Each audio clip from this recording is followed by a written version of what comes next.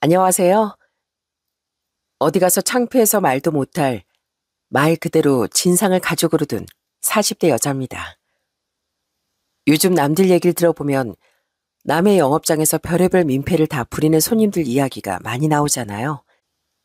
그런데 세상에 그런 진상짓을 남도 아닌 저희 시모가 그것도 연속 콤보로 터뜨리실 줄 누가 알았겠습니까?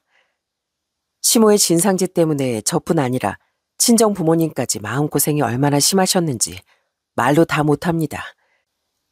이젠 시간이 꽤 흘러서 하는 얘기지만 다시 떠올려봐도 황당하고 어이가 없네요. 이 기가 막힌 사연을 여러분과 나누고 싶어 용기 내서 사연을 적어봅니다. 끝까지 들어주시면 정말 감사하겠습니다. 전 부모님과 저 남동생, 네 식구가 있는 평범한 집안에서 자랐습니다. 아버진 젊을 적부터 정육일을 하셨는데 저희 남매가 태어나고부턴 엄마와 함께 한우 정육식당을 운영하셨어요. 부모님의 가게는 정육점과 식당이 함께 있는 매장이라 규모가 꽤 큰 편이었습니다. 그래서 두 분 다 아주 바쁘셨지만 그 바쁜 와중에도 누가 봐도 천생연분이라는 말이 딱 어울리는 닭살 부부셨어요. 여보, 우리 오랜만에 둘이서 영화나 보러 갈까? 애들은 집에 있으라고 하고 말이야. 이왕이면 일찍 나가서 저녁도 먹고 오자고. 오랜만에 가게 쉬는 날인데 그럼 그럴까? 당신 좋아하는 초밥 먹으러 가야겠네. 초밥 좋지. 그럼 영화는 당신이 좋아하는 영화로 보자고. 두 분은 가게에서도 항상 붙어 계시며 퇴근하고 집에 오셔도 늘 한 몸처럼 꼭 붙어 다니셨어요. 그런 부모님을 보고 있자면 너무 닭살이라 웃기기도 하면서 저도 언젠가 결혼을 하면 두 분처럼 사이 좋은 부부가 돼야지 결심했죠. 부모님이 이렇게 닭살 부부인 건 저희 친할머니 영향도 컸습니다. 저희 친할머니는 집안이 화목하려면 무조건 안 사람의 말을 잘 따라야 한다는 생각이셨거든요. 아범아, 늘 얘기하지만 항상 아내 말을 잘 들어야 한다. 그거 잔소리 같아도 다 너 잘 되라고 하는 소리야. 집안이 조용하려면 남편이 그저 입을 꾹 다물고 따라야 돼. 알겠지? 네 아내 눈치를 잘 보면 평생 밥 굶을 일 없고 등 따시게 산다. 그게 바로 사는 지혜야. 괜히 고집부리다 늙어서 외로워진다 너. 아유, 어머니는 우리 엄마인지 집사람 엄마인지 모르겠다니까요. 알겠어요. 앞으로도 마나님 의견을 천명으로 생각하겠습니다. 이렇게 할머니가 엄마를 존중해 주시니까 엄마도 그런 할머니께 감사해 오히려 아버지를 더 잘 챙겨주시더군요. 저는 할머니의 지혜가 인생에 꼭 필요한 지혜라는 걸 또 한 번 깨달았습니다. 이런 집안 분위기에서 자라다 보니 전 아주 당차고 할 말은 꼭 하는 성격으로 자랐어요. 그래서 20대에 만난 남자들 중에 제게 이런 말을 하는 사람도 있었죠. 넌 무슨 여자애가 한마디를 안 지냐? 가끔은 좀 고분고분하게 남자친구 말 좀 따라주면 좀 좋아? 어떨 때 보면 내가 꼭 장군님이랑 만나는 것 같다니까? 가끔 이런 말을 하는 고리타분한 남자를 만나면 전 씩 웃으며 이렇게 받아쳤습니다. 옛날에 우리 할머니가 그러셨거든. 암탉이 울면 집안이 망하는 게 아니라 암탉이 울어야 수탉이 정신을 차린다고. 너 이게 무슨 말인 줄은 알아? 그러면 10중 8구 무슨 말인지 못 알아듣거나 자기를 가르치려 드냐고 화를 내더라고요. 그러면 전 그 즉시 그놈들을 뻥 차버렸어요. 그렇게 뻔하디 뻔한 남자들만 만나다가 20대 후반에 정말 새로운 사람을 만났습니다. 인경아, 그러지 말고 소개팅 딱 한 번만 나가봐. 진짜 괜찮은 사람이라니까? 내 친구 직장 동료라는데 내가 진짜 아끼고 아끼다가 너니까 소개해주는 거야. 갑자기 무슨 소개팅이야. 난 연애 안 하고 일만 열심히 할래. 아이, 내가 그러니까 나가보라는 거야. 너 완전 일 중독이잖아. 그럴 때일수록 기분 전환도 하고 새로운 활력을 줘야 한다고. 그니까 너 꼭 나가는 거다. 평소에 안 그러던 친구인데 그날따라 갑자기 소개팅을 해주겠다고 난리였어요. 전 또 드세다는 소리만 듣고 올까봐 조금 망설였는데 친구가 하도 부탁을 하니 가벼운 마음으로 소개팅 자리에 나갔습니다. 그리고 그 자리에서 정말 특별한 사람을 만났어요. 안녕하세요. 김인경입니다. 일찍 오셨네요. 약속 시간이 20분이나 남았는데 벌써 오셨어요? 네, 전 강현석이라고 합니다. 인경 씨도 일찍 오셨네요. 전 약속 시간에 늦는 게 싫어서 차라리 일찍 나가는 편이에요. 인경 씨도 그런 스타일이신가 봐요. 처음 자리에 나가서 소개팅 상대와 대화 몇 마디 나눠보니 어라 싶더라고요. 상대는 성향도 저와 비슷했고 제가 무슨 말을 해도 말꼬리를 자르거나 이기려고 들지 않고 제 말을 경청하고 있었습니다. 가끔 제가 영화 얘기를 하거나 음악 얘기를 하면 자기 취향을 은근히 강요하는 사람들이 있는데 소개팅 상대는 제 취향을 존중해주고 제가 하는 얘기를 정말 재밌게 들어주었어요. 제가 너무 제 얘기만 했죠.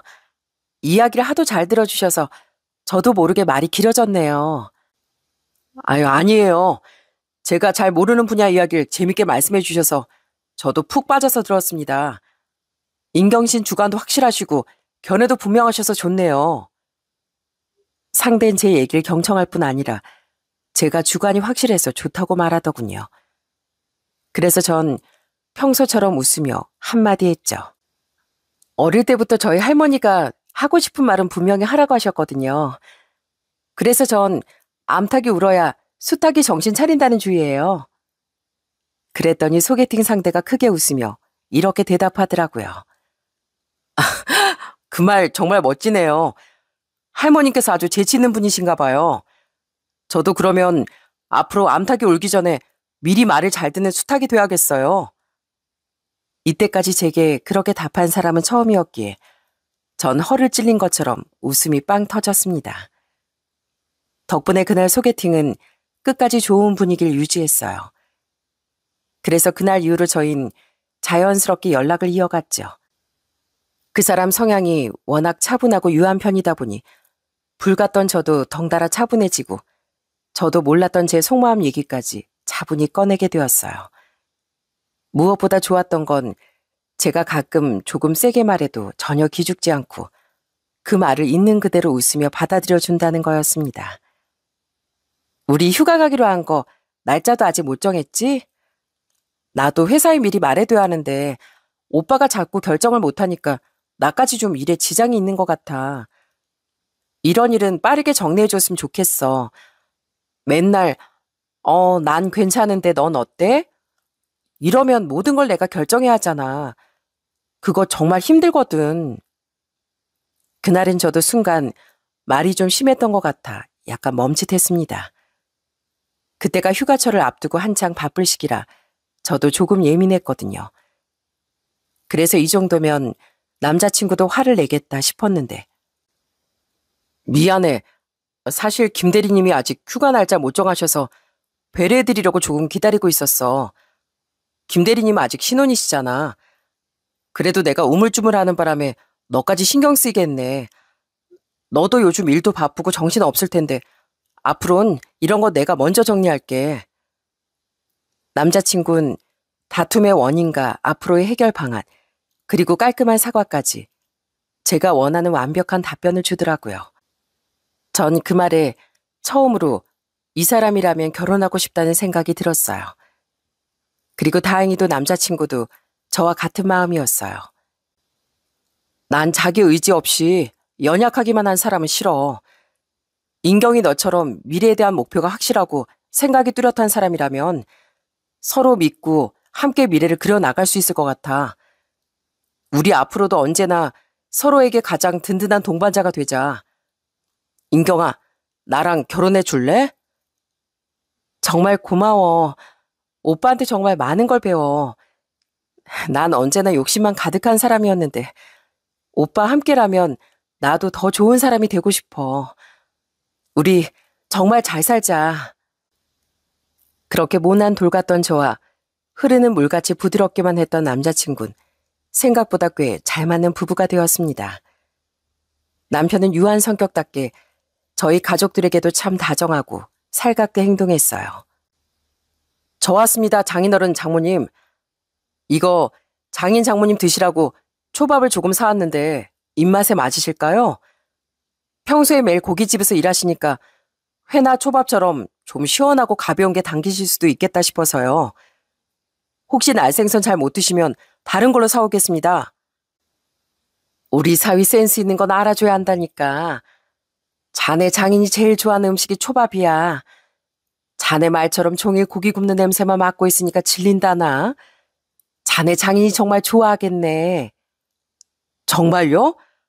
초밥을 좋아하신다니 다행이네요. 앞으로 기억해둘게요. 그리고 이건 장모님 좋아하시는 과일이고요. 요즘 샤인머스켓이 정말 달고 맛있더라고요. 좀 드셔보세요. 남편은 평소에 딸인 저도 잘 챙기지 못하는 세심한 부분까지 신경 써서 챙기곤 했습니다. 뿐만 아니라 제 남동생이 그 당시 이직을 앞두고 한창 고민이 많았었는데 남편이 아는 지인에게 물어 현직자 만날 기회까지 주선해 주었어요. 매영, 진짜 고마워요. 제가 그동안 묻고 싶은 게 많았는데 그 계통으로 아는 사람이 없어서 엄청 고민이었거든요. 매영 덕분에 그동안 궁금했던 것 속 시원하게 다 물어봤어요. 도움이 됐다니 다행이네. 처남, 나도 마침 아는 지인 중에 그 분야에 일하는 분이 계셔서 다행이다 싶었어. 앞으로도 내가 도와줄 일 있으면 언제든지 말해줘. 남편이 이렇게 저희 가족들을 챙기니 저도 시댁 식구들에게 정말 잘하고 싶었어요. 제가 남편처럼 다정하고 부드럽지 못해도 그래도 제 나름의 최선을 다하려고 했습니다. 하지만 처음 시댁에 인사를 드리러 갔던 날부터 뭔가 삐걱거리기 시작했어요. 처음에 시댁에 도착해서 인사를 드릴 때만 해도 분위기가 괜찮았습니다. 처음 뵙겠습니다. 아버님, 어머님, 아가씨. 이렇게 초대해 주셔서 정말 감사해요.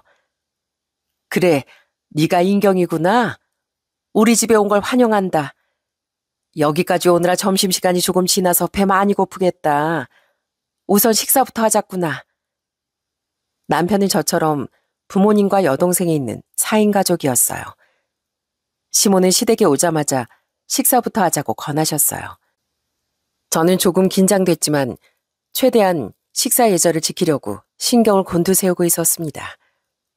그런데 시모가 끓여주신 무국을 한 입 먹는 순간 저도 모르게 인상이 써지고 숟가락을 내려놓을 수밖에 없었어요. 일단 묵국이 너무 작고 무가 안 익어서 거의 생무나 다름이 없었거든요.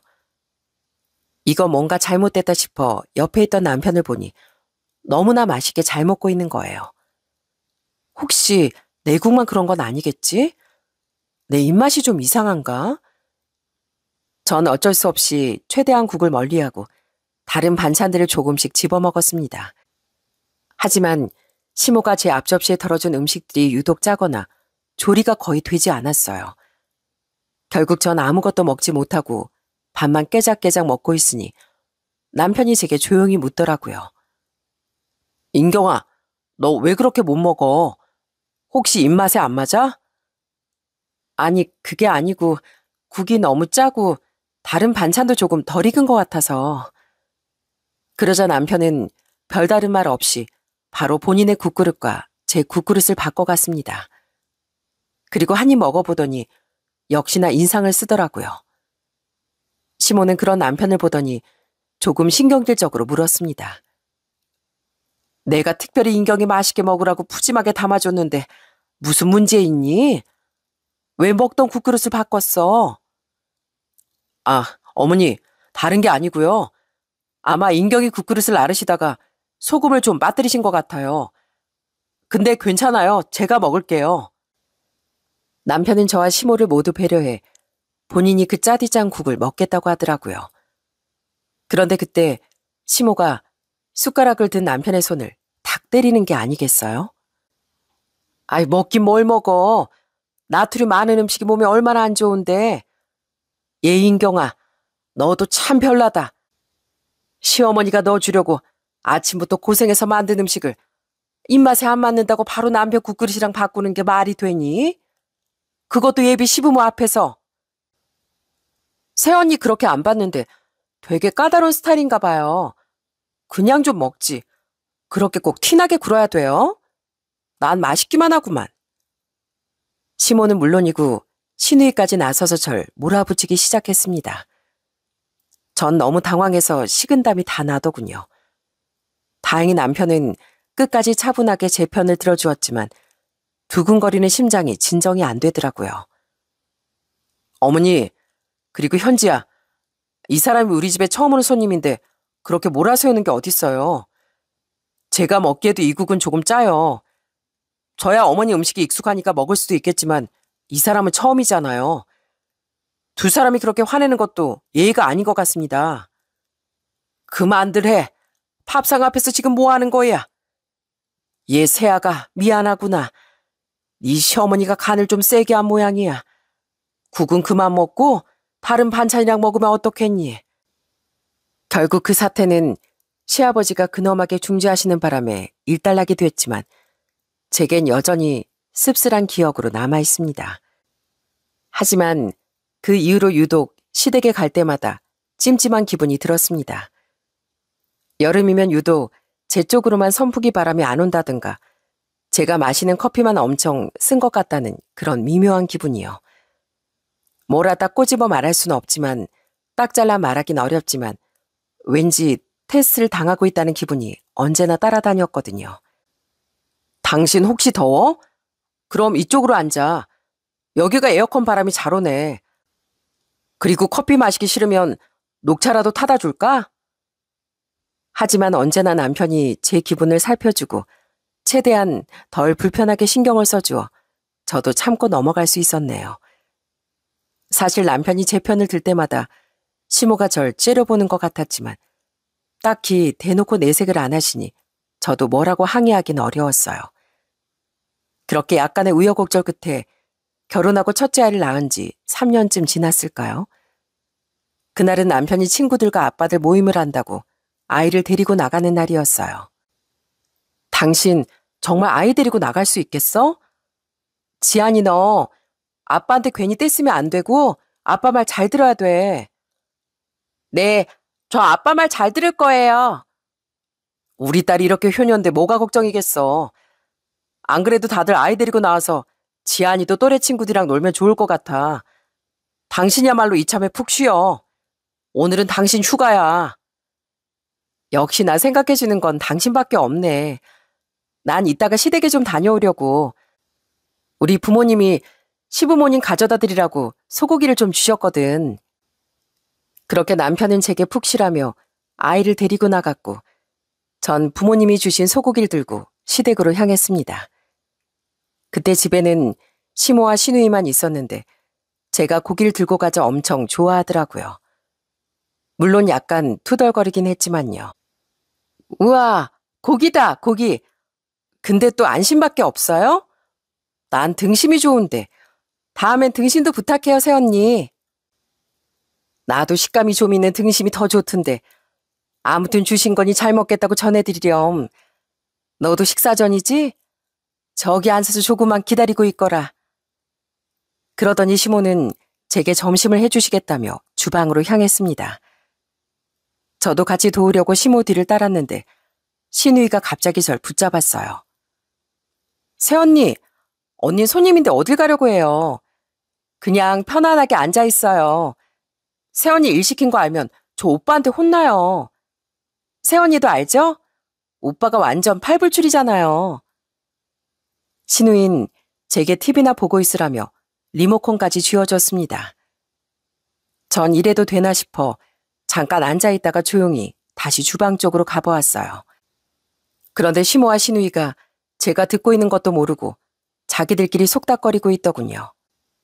엄마, 새언니 너 고기 들고 왔다고 엄청 잘난 척 하겠지? 우리 오빤 거기에 하인처럼 따라다니기만 하고. 아유, 정말 답답해서 못 봐주겠어. 그걸 보는 내 속은 또 어떻겠니? 오늘은 제 편 들어줄 내 아들도 없는데 제대로 기강이나 잡아야겠어. 시모는 그러더니 제 국그릇으로 보이는 곳에 설탕을 한 숟갈 퍼넣는 거였어요. 내가 주는 밥마다 짜다고 난리니까 오늘은 달콤한 맛 좀 봐라. 이게 시어머니의 사랑이다, 사랑이야. 그 광경을 보고 나자 전 이제까지 시댁에서 찜찜했던 이유를 알 것 같았습니다. 시모는 그동안 절 골탕 먹이고 싶어 국에 소금이나 다른 양념을 탔던 거였어요. 그제야 그 사실을 알고 나자 얼마나 허탈하고 화가 나던지요. 저도 그쯤 되자 가만히 있을 수가 없었습니다. 전 일단 아주 태연하게 식탁 앞에 앉았어요. 잘 먹겠습니다, 어머님. 보기만 해도 군침이 흐르네요. 어머님이 주시는 사랑이 너무 달콤해서 저 디저트는 안 먹어도 되겠어요. 아참, 어머님. 아까 제가 드린 한우 밑에 불고기감도 좀 있는데 그거 보셨어요? 그래? 그럼 이따가 네 시아버지 오면 좀 구워드려야겠구나. 현지 너도 지금 먹어볼래? 전 시모와 시누이가 불고기를 굽기 많이 하며 움직일 때 몰래 시누이의 국그릇과 제 것을 바꿔치기 했어요. 잠시 후 아무것도 모르는 시누이가 자리에 앉아 국을 떠먹기 시작했습니다. 시누이는 국을 한 숟갈 먹자마자 으악 하더니 뱉어버리더군요. 아우, 이게 뭐야? 맛이 왜 이래? 새언니, 제 국그릇이랑 바꿔갔어요? 네? 그게 무슨 소리예요? 제 국하고 아가씨 국하고 다른 게 있었어요? 어디 저도 먹어볼래요? 아니에요. 내가 뭘 잘못 먹었나 봐요. 그냥 먹을게요. 맛있다, 엄마. 달아. 시누인 제게 내색도 못하고 그 달디단 국을 먹는 척하고 있고 시몬 얼굴이 불그락 푸르락해져선 저만 노려보고 있더라고요. 전 자꾸 웃음이 삐져나오는 걸 억지로 참고 있었네요. 그 뒤로도 전 시모의 그 얄미운 장난을 아주 교묘하게 피해갔습니다. 언젠가 시댁 식구들과 모여 차를 마시고 있는데 시모가 제게 실수인 척하면서 커피를 확 쏟았어요. 뜨거운 커피는 아니었지만 입고 있던 제 원피스에 커피가 물들고 말았죠. 시모 미안하다며 옷에 묻은 커피를 닦아주긴 했는데 그게 닦는 건지 더 펴 바르는 건지 모르겠더라고요. 아휴, 미안해서 이걸 어쩌니? 너 옷 갈아입어야겠네. 내가 추리닝이라도 한 벌 주마. 그거 입고 가. 너 사실 지금 입고 있는 옷 너한테 어울리지도 않고 영 촌스러워서 별로였어, 얘. 이참에 잘 됐다. 시모는 그러면서 촌스럽다는 둥, 뚱뚱해 보인다는 둥 하며 은근히 절 돌려깠습니다. 하지만 시모가 모르는 게 하나 있었어요. 뭐가 촌스러워? 예쁘기만 하구만. 날씬해 보이고 좋은데 당신이 뭘 안다고 그래? 제가 입고 있던 옷은 바로 시아버지가 선물로 사주신 옷이었거든요. 시몬 그제야 몹시 당황해하며 진작 말하지 그랬냐며 소리치셨습니다. 그렇게 몇 번이고 제가 시모의 장난을 피해가니 시모도 포기했는지 한동안 잠잠하더라고요. 그러면서 저도 둘째를 낳았고 결혼한 지도 벌써 10년이 지났을 무렵이었어요. 남들은 그 정도 되면 다들 변한다던데 저희 남편은 처음 연애하던 때나 아이를 둘 낳았을 때나 여전히 다정하고 좋은 사람이었습니다. 그 무렵은 시누이도 결혼한다고 한참 결혼 준비에 바쁘던 때였어요. 저희도 시누이 결혼 선물로 뭔가 해줘야겠다고 생각하고 있었는데 시누이가 먼저 선수를 치더군요. 오빠, 새언니, 저 결혼하는데 뭐 해주실 거예요? 하나뿐인 여동생 시누이인데 그냥 넘어갈 건 아니죠? 저도 생각을 좀 해봤는데 뭐 선물로 받아봤자 내 마음에 안 들 수도 있으니까 그냥 현금으로 주면 안 돼요? 뭐 한 1,000만 원쯤? 괜찮죠? 시누인 1,000만 원을 무슨 아이들 용돈 달라는 데 쉽게 말했습니다. 남편은 그런 시누이에게 곧바로 선을 그었고요. 1,000만 원이 얼마나 큰 돈인데 그렇게 쉽게 결정하겠니? 네 새언니랑 상의해봐야 할 문제인 것 같다. 그러지 말고 냉장고 하나 좋은 거 사줄게. 그것도 무시 못할 가격이야. 남편이 1,000만 원은 안 된다 말하니 시누인 입이 대빨 나와선 잔뜩 투덜거렸어요. 아가씨, 이 사람 말이 맞아요. 우리도 아이 둘을 키우는데 갑자기 1,000만 원을 해드릴 수는 없죠. 냉장고나 세탁기 정말 좋은 모델로 선물할게요. 오빤 새언니 없으면 아무것도 못해? 무슨 말만 하면 아내랑 상의해볼게. 아내가 싫어해서 안 돼. 막 이러잖아. 새언니도 좀 너무하네요. 오빠를 얼마나 쥐잡듯이 잡았으면 이래요? 너 지금 그게 무슨 무례한 말이야? 당장 네 새언니한테 사과 못해? 그날 전 결국 신우에게 사과를 받긴 했지만 제게 한동안 삐져 있을 거라는 건 불보듯 뻔했습니다. 정말로 그로부터 한동안은 제가 시댁에 가도 신우이도 그렇고 시모도 절 본 척도 안 하더라고요.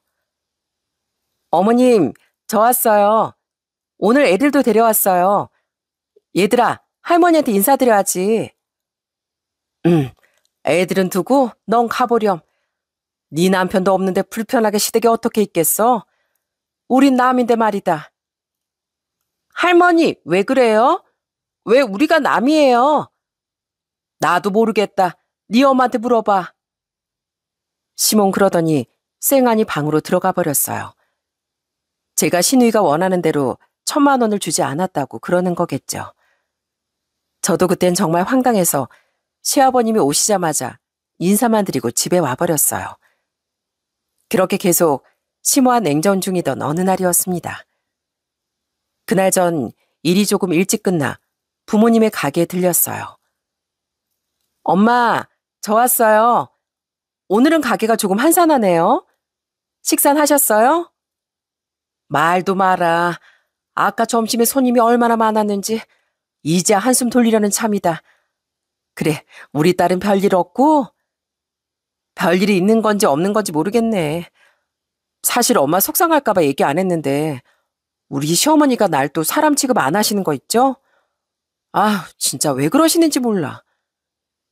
엄마는 역시나 제 예상처럼 속상해 하시면서 그동안 제가 시모와 무슨 일이 있었는지 물으셨어요. 전 너무 속상해 하실 내용은 빼고 몇 가지 일만 말씀드렸죠. 그런데 그때 엄마가 한숨을 푹 쉬며 뭔가 얘기를 꺼내길 망설이셨어요. 왜요, 엄마? 혹시 가게 무슨 일 있어요? 그게 아니고 요즘 가게가 많이 바쁘네.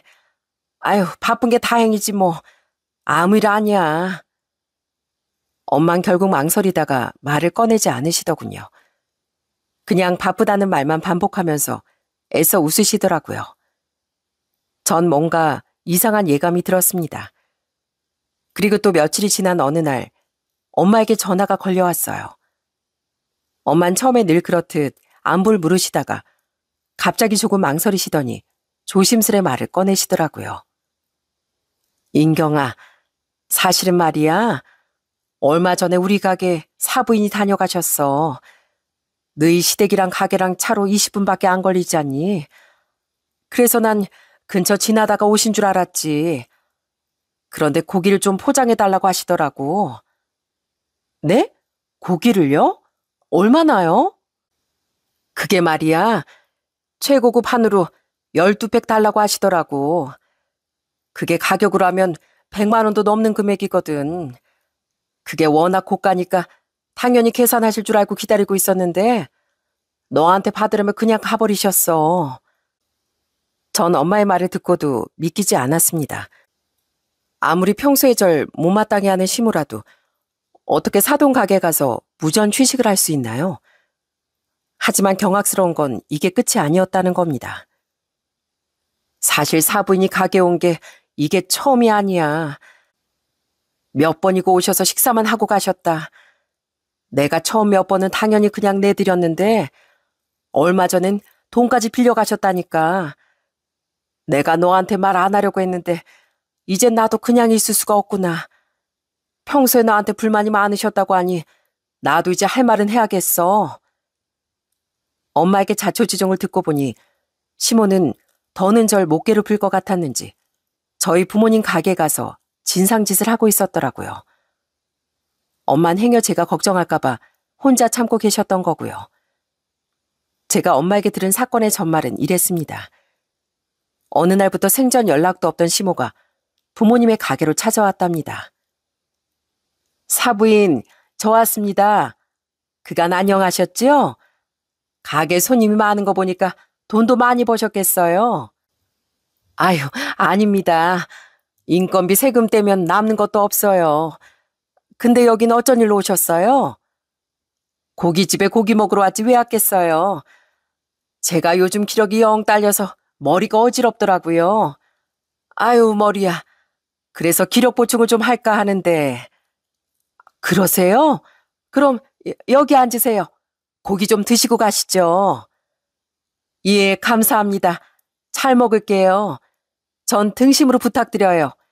안심은 씹는 맛이 좀 덜하더라고요. 시몬 이런 식으로 몇 번이고 엄마 가게에 와서 고기를 먹고 갔답니다. 어느 날은 또 찾아와선 아니 글쎄 내가 한의원에 다녀왔는데 난 소고기가 딱 맞는 체질이래요. 그래서 사돈네 가게 생각이 와서 바로 왔네요. 잘했죠? 아이 우리처럼 사이좋은 사돈 사이가 어디 있겠어요. 시몬은 그러면서 직접 냉장고에서 고기를 꺼내 구워 먹었다네요. 역시나 돈은 저에게 받으라고 하면서요. 엄마, 그걸 왜 이제야 말씀하세요? 그동안 대체 얼마나 손해를 보신 거예요? 손해도 손해인데 그동안 우리 집안을 얼마나 무시했으면 그렇게 행동했겠니? 이젠 아주 괘씸해서 못 참겠구나. 아무리 사부인이라도 나도 더는 가만 못 있지. 엄마, 일단 시어머니가 또 가게 오시면 저한테 바로 전화하세요. 제가 바로 달려갈게요. 제 예상으론 시모가 고기를 100만 원치나 공짜로 가져갔으니 재미가 들려서 며칠 뒤 또 나타날 것 같았거든요.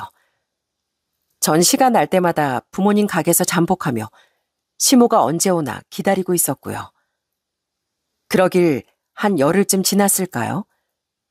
그날도 퇴근하고 부모님 가게 앉아 있었는데 저 멀리서 시모가 오는 게 보이더군요. 전 빠르게 안쪽 방에 숨어 있었습니다. 사부인, 저 왔습니다. 저번에 고기 가져간 건 아주 잘 먹었어요. 저희 딸 이번에 결혼하는 거 들으셨죠? 우리 사이랑 같이 먹었는데 사이도 아주 맛있게 잘 먹더라고요. 그래서 또 고기 좀 가지러 왔습니다. 우리 사이가 대기업 다닌 아주 인재인데 똑똑해서 그런지 먹는 것도 아주 고급이에요. 시모는 호호 웃기까지 하면서 아주 뻔뻔하게 고기를 요구했습니다. 엄마는 일단 꾹 참으시며 역시나 한우를 10팩 가까이 내오셨어요. 저번이랑 같은 양을 드리면 될까요? 이게 한우라서 110만 원 정도 되겠네요. 그래요? 양도 별로 없어 보이는데 비싸네요. 그럼 사돈 돈 많이 버시고 번창하세요. 전 이만 가보겠습니다. 돈 주고 가셔야죠. 그냥 가시면 무전 취식인 거 모르세요? 돈을 달라고요? 아이 사부인, 사돈끼리 이렇게 야박하게 구실 거예요? 그 엄마의 그 딸이네 정말. 정 그러면 며느리한테 가서 받으면 될 거 아니에요. 시모는 또 뻔뻔하게 제 핑계를 대며 도망치려고 하더라고요. 저희 엄마가 평소엔 인자하시고 순한 성품이시지만 한 번 아니다 싶은 일은 반드시 다잡고 넘어가시는 분이셨어요. 엄마는 시모가 내빼려고 하자 곧바로 전화기를 드셨습니다. 저기 경찰이죠? 여기 한우 정육식당인데요. 고기를 100만 원치나 공짜로 먹으려는 사람이 있네요. 뻔뻔하게 제 앞에서 한우를 들고 도망가는데 어서 와주셔야겠습니다. 저희 엄만 단순히 신고하는 척만 한 게 아니라 정말 경찰에 신고를 하셨어요. 시몬 그제야 사색이 돼선 당장 고기를 돌려주었어요. 내가 안 먹고 말지. 당장 가져가요. 아니 어떻게 사돈을 경찰에 신고할 수가 있어요? 이 고기도 그렇고 저번에 예비사위 먹인다고 가져간 고기가 100만 원. 그리고 저한테 200만 원 가져간 것까지 다 계산하셔야죠. 그거 못 주시겠다면 이따 경찰서 가서 얘기하시면 되겠네요. 잠시 후 정말로 가게로 경찰이 왔고 시모는 그제야 사태의 심각성을 느꼈는지 저희 엄마에게 싹싹 빌기 시작했어요. 내가 잘못했어요, 사돈. 나한테 돈이 어디 있겠어요. 내가 살면서 차차 갚을 테니까 이번엔 그냥 좋게 넘어가시죠. 우리 남편 알면 저 쫓겨나요. 아니 사돈 가게까지 와서 무전취식할 용기는 어디 가고 이제 와서 그런 소리를 하세요? 전 법대로 할 겁니다. 그동안 가져간 고깃값하고 200만 원 전부 다 돌려받기 전엔 저 절대 합의 못해요. 결국 시모는 경찰서로 가게 되었고 이 일은 당연히 시아버지 귀에까지 들어가게 되었어요. 평소엔 말씀도 거의 없으시고 어지간한 일엔 관여도 안 하시던 시아버지가 그날은 눈에 핏줄이 서릴 정도로 격노하셨어요. 아니, 어떻게 사돈댁 가게까지 가서 그런 짓을 하고 돈까지 빌렸어? 당신 사돈이 얼마나 어려운 자리인지 몰라? 부끄러운 줄 알아야지. 당신 제정신이야? 벌써 노망이라도 난 거냐고. 이게 무슨 집안 망신이야. 시모는 그런 시아버지 앞에서 찍소리도 못하고 그저 변명만 해댔습니다. 아니, 난 며느리라고 있는 애가 시엠이 무서운 줄도 모르고 맨날 우리 아들만 하인부리도 부리니까 본때를 보여주려고 그랬지. 시모는 며느리인 저에게 제대로 시집살이 시켜야겠다고 마음먹은 모양이었어요. 저희 부모님이 시모에게 예의를 지키니 그걸 이용해서 제 길을 꺾으려고 한 것이었고요. 하지만 제 성격에 그게 먹힐 리가 없었죠. 그날 시아버지께 혼쭐이 난 시모는 얼굴이 하얗게 질린 채 다시 저희 부모님 식당으로 찾아왔습니다. 고깃값과 200만 원 현금을 들고서요. 시몬 고개도 못 들고 가게 앞에서 두 손을 모은 채 울먹이더라고요. 사돈, 진심으로 죄송합니다. 제가 큰 잘못을 했습니다. 이건 그동안 못 드린 고깃값과 빌린 돈이에요. 제발 한 번만 용서해 주세요.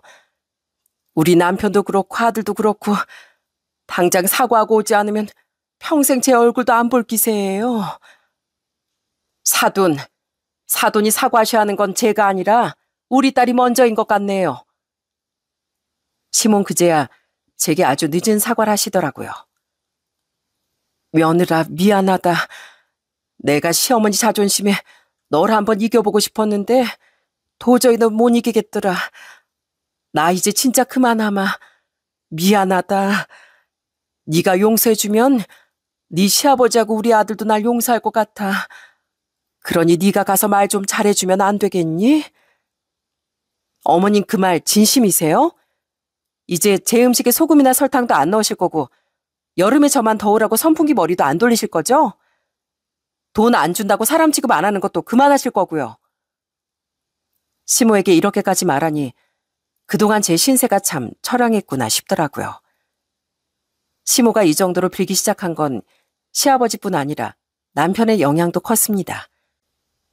평소에 큰 소리 한 번 안 내던 남편이 그동안 시모가 저에게 한 짓이나 부모님 가게에서 무전 취직한 걸 알고 시모와 절연 선언까지 했거든요. 어머니, 어떻게 그러실 수가 있어요? 제 아내는 우리 가족이자 저와 평생 함께할 사람이에요. 제 반쪽인 사람이라고요. 전요, 어머니가 그 사람을 진심으로 아껴주시길 바랬어요. 그러실 거라고 믿었고요. 그런데 어떻게 며느리를 그렇게 괴롭히고 못살게 굴어요? 제가 이제 무슨 자격으로 처가에 가겠어요? 어머니께 정말로 실망했습니다. 당분간 얼굴 뵙긴 힘들 것 같네요. 어쩌면 영원히요. 현서가 그게 무슨 소리냐? 뭐 엄마랑 절연이라도 하겠다는 거야? 엄마가 잘못했다고 했잖니. 근데 왜 그렇게 무섭게 말해? 너 그런 아들 아니잖아. 남편이 이렇게 무섭게 나오니 시모가 겁을 먹고 저희 부모님 가게로 달려올 수밖에 없었을 겁니다. 시모는 저와 엄마 앞에서 사정했지만 저와 엄만 아무 대답 없이 그저 시모를 쳐다보기만 하고 있었어요. 그러자 시모는 결국 무릎을 꿇더라고요. 제가 잘못했습니다. 며느리한테도 사돈한테도 제가 너무 큰 죄를 지었어요. 고기도 돈도 제발 받아주세요. 이 엄마하고 우리 아들 사이가 멀어지지 않게 도와주세요. 제발 부탁드립니다. 우리 아들이 앞으로 절 보질 않겠대요. 이제 제 전화도 안 받아요. 사돈도 자식 키워보셨으니까 제 마음 아시잖아요. 시모가 그렇게까지 말하니 그제 엄마도 한숨을 쉬며 말씀하셨어요. 그러게 왜 그런 짓을 하셨어요? 사부인이 제 딸을 괴롭히셨다는 말을 듣고 제 심정은 어땠겠습니까? 그래도 늦었지만 본인이 뭘 잘못했는지 아시는 것 같아서 다행이네요. 저도 마음 같아선 당장 갈라서락하고 싶습니다. 하지만 무릎까지 꿇으셨으니 마지막으로 참겠어요. 또 이런 일이 있으면 그냥 넘어가지 않을 겁니다. 이제라도 어른으로서 똑바로 행동하세요. 시모는 결국 저와 엄마 앞에서 다신 그러지 않겠다는 약속을 하셨고 고개도 들지 못한 채 집으로 돌아갔습니다. 시모가 돌아서는 뒷모습이 어찌나 초라하고 작아 보이던지요. 사건이 이렇게 일단락되고 남편 역시 저희 친정에 찾아와 진심 어린 사과를 전했습니다. 장인어른, 장모님, 심력 끼쳐드려 정말 죄송합니다. 이게 전부 제가 가운데서 똑바로 행동하지 못한 잘못이에요. 저희 어머니가 저지른 잘못이지만 제 책임이기도 합니다. 앞으로는 절대 이런 일 없도록 제가 분명히 막겠습니다. 그리고 장인 장모님께 피해드린 부분 꼭 다 보상할게요. 정말 죄송합니다. 남편은 고개를 푹 숙이고 저희 부모님께 진심을 전했어요. 평소에 남편이 어떤 사람인 줄 알기에 얼마나 참담한 심정으로 말하는 건지 알 것 같았어요. 저희 엄마도 그렇고 아버지도 남편의 말을 묵묵히 듣고 계시다 조용히 입을 떼셨습니다. 자네도 참 힘들었었겠네. 하지만 이 일은 그냥 넘길 수 없는 일이야. 우리 딸이 그동안 어떤 마음으로 지냈을까 싶어서 내 마음이 다 찢어지네. 우리 딸이 받았던 고통을 자네도 알아야 돼. 다신 우리 딸 마음 다치게 하는 일 없게 해주게. 네, 아버님. 제 모든 걸 걸고 약속드립니다. 다신 그런 일 없도록 하겠습니다. 여보, 정말 미안해. 어머니 잘못은 내가 살면서 다 갚을게. 전 말없이 남편을 꼭 끌어안았습니다. 그동안 남편이 얼마나 절 배려해 주었는지, 제 편이 되어 주었는지 알기에 더는 사과받아야 할 이유가 없었어요. 남편을 꼭 끌어안으니 그제야 제 마음 한켠에 꽁꽁 얼어붙어 있던 서러움이 스르르 녹아내리는 듯 했습니다. 엄마도 그런 남편의 등을 토닥이시며 말씀하셨어요. 그래, 지금처럼만 두 사람 이렇게 서로 믿고 의지하고 살면 돼. 상처는 시간이 지나면 아물기도 하지만 서로가 함께 보듬어줘야 더 빨리 낫는 법이야. 지금처럼만 서로 지켜주고 아껴줘. 그럼 살면서 어떤 어려움을 만나도 다 극복할 수 있을 거야. 당신 그동안 마음고생 많았지? 나도 미안해. 나 당신을 봐서라도 어머님 용서할게.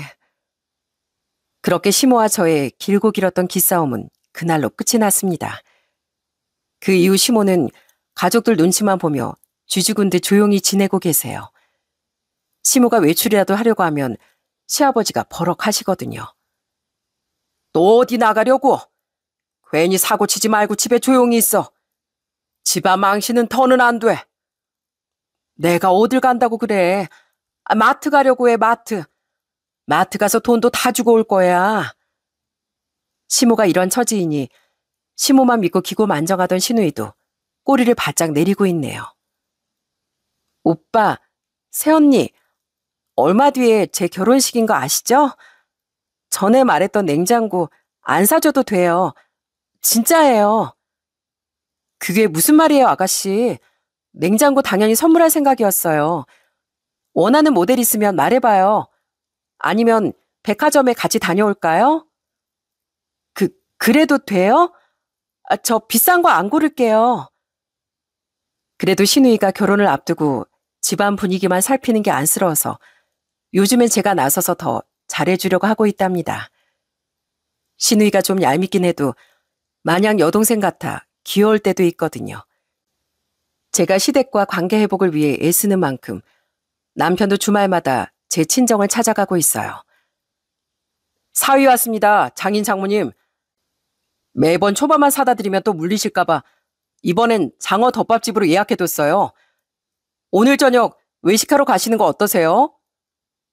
아유, 우리 사이가 매번 이렇게 맛있는 밥을 사주니 미안해서 어째. 오늘은 자네 장인이 비싼 밥 산다고 잔뜩 벼르고 있었어. 그럼 맨날 사위에게 얻어먹는 염치 없는 장인이 되면 되겠나. 오늘은 내가 앞장서겠네. 저희 가족들 아직 서로의 눈치를 보긴 하지만 곧 다시 따뜻해지겠죠? 시간이 지나면 다시 서로의 소중함을 깨닫게 될 거라 믿고 있습니다. 저희 애들도 한동안 할머니 집에 가겠다는 말도 안 꺼내더니 요즘엔 할머니 할아버지 보러 가고 싶다고 하네요. 엄마, 이번 방학 때 할머니네 가면 안 돼요? 할아버지 할머니 집에 가면 엄마가 못 먹게 하는 과자도 먹게 해주고 옛날 얘기도 많이 해주시잖아요. 그래, 좋아. 안 그래도 할머니가 너희들 엄청 기다리고 계신데 이번 방학 땐 할머니 댁에 먼저 가자. 그래도 과자 많이 먹는 건 안 돼. 아이들이 이렇게 할머니 할아버지 댁을 그리워하고 좋아하는 모습을 볼 때마다 저도 마음 한구석이 따뜻해지는 것 같네요. 비록 어른들 사이엔 아직 풀지 못한 갈등과 서운함이 남아있더라도 우리 아이들에겐 언제나 따뜻하고 안전한 집으로 느껴졌으면 하니까요. 그로부터 몇 년이 지난 지금 저희 시모는 제게 먼저 생선가시도 발라주실 만큼 많이 살가워지셨답니다. 그래, 사돈어른 사부인은 다 잘 지내시지? 내가 지은 죄가 있어서 먼저 안부 인사를 드리기가 송구스럽구나. 그래도 우리 며느리 같은 사람이 없는데 말이야. 내가 또 주책 맞은 소리를 했지? 어서 밥 먹어. 너 생선 좋아하는 것 같아서 잔뜩 구워놨다. 감사해요, 어머님. 저 온다고 늘 따뜻한 밥도 차려주시고 저희 아이들까지 챙겨주시는 거 저 정말 감사하게 생각하고 있어요. 전 이제야 어머니께 진심을 담은 감사를 드릴 수 있게 되었어요. 조금 먼 길을 돌아오긴 했지만 이제라도 서로를 이해하고 마음을 열 수 있게 된 게 참 다행이라고 생각해요. 아이들도 할아버지 할머니의 사랑을 받으며 밝고 건강하게 자라고 있어서 마음이 놓이고요. 옛말에 전화위복이란 말이 있죠?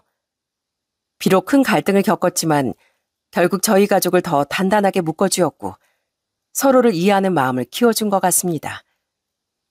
이제까지 제 이야기를 들어주셔서 진심으로 감사드려요. 저도 이렇게 사연으로 털어놓고 보니 마음이 한결 가벼워진 것 같네요. 전 사연을 쓰면서 또 한 번 가족과 함께 행복한 시간을 많이 만들어 가야겠다고 다짐했습니다. 제 사연 재밌게 들으셨다면 따뜻한 응원과 관심 부탁드릴게요. 여러분께도 항상 좋은 일만 가득하시길 진심으로 바랍니다. 감사합니다.